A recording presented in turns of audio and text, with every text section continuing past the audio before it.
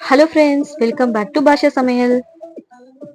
நம்ம இன்னைக்கு என்னுடைய சிக்னேச்சர் ரெசிபியான சவுதி கப்ஸா தான் பண்ண போகிறோம்.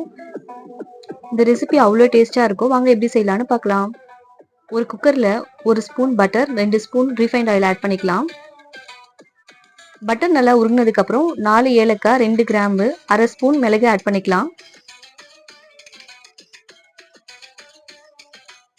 ஒரு பெரிய வெங்காயத்தை சாப் பண்ணி அதையும் ஆட் பண்ணிக்கலாம். 1 ஸ்பூன் இஞ்சி பூண்டு விழுது ஆட் பண்ணிக்கலாம். நல்லா சாட்டே பண்ணிக்கலாம்.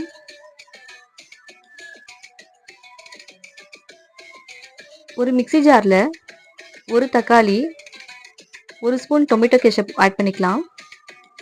அரைச்சிட்டு அதையும் வெங்காயத்து கூட ஆட் பண்ணிக்கலாம்.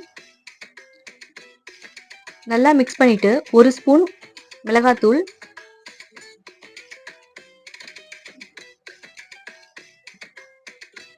1/2 ஸ்பூன் தனியாத்தூள், 1/2 ஸ்பூன் சவுதி கப்ஸா பவுடர் ஆட் பண்ணிக்கலாம். ஒரு கேரட்டை துருவி வச்சிருக்கேன், கேரட்டையும் ஆட் பண்ணிக்கலாம். தேவையான அளவு உப்பு போட்டுக்கலாம். க்ளீன் பண்ணி வச்சு 1/2 கிலோ மட்டன் ஆட் பண்ணிக்கலாம். கொஞ்சோண்டு மஞ்சத்தூள் ஆட் பண்ணிக்கலாம். 1/2 கப் தயிர் ஊற்றிக்கலாம். எல்லாத்தையும் நல்லா மிக்ஸ் பண்ணிக்கலாம். மூடி போட்டு ஒரு 10 நிமிஷம் மட்டும் வேக வச்சுக்கலாம். இப்போ ஓப்பன் பண்ணிட்டு தேவையான அளவு தண்ணி ஊற்றிக்கலாம். 1 கப் அரிசிக்கு 1/2 கப் தண்ணி ஊற்றினா கரெக்டாக இருக்கும். 3 பச்சை மிளகா, காஞ்ச எலுமிச்சப்பழம், 1 கியூப் சிக்கன் ஸ்டாக் ஆட் பண்ணிட்டு 4 விசில் வெட்டி எடுத்துக்கலாம். இப்போ கறி நல்லா வெந்திருக்கும். இப்போ ஊற வச்சு 1/2 கிலோ பாஸ்மதி அரிசியை ஆட் பண்ணிக்கலாம்.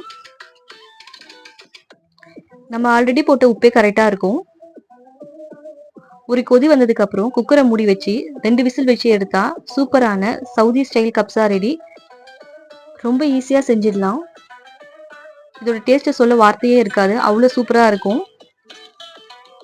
100% சவுதி ஹோட்டலில் கிடைக்கிற அதே டேஸ்ட் அண்ட் அதே டெக்ஸ்சர் இருக்கும். கண்டிப்பாக ட்ரை பண்ணி பாருங்கள், டிசப்பாயிண்டே ஆக மாட்டீங்க. ப்ளீஸ் சப்ஸ்கிரைப் பண்ணிக்கோங்க. உங்கள் ஃப்ரெண்ட்ஸ் அண்ட் ஃபேமிலிக்கும் ஷேர் பண்ணிக்கோங்க.